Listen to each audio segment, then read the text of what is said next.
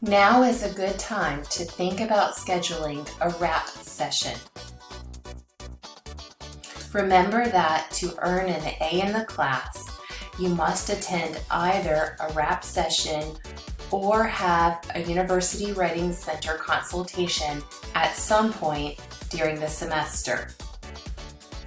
All of our information literacy librarians are excellent. However, I am particularly fond of Dusty and perhaps even more so of Emma.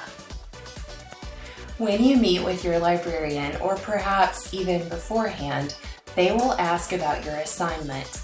Details for the research essay assignment can be found on your syllabus, page 7.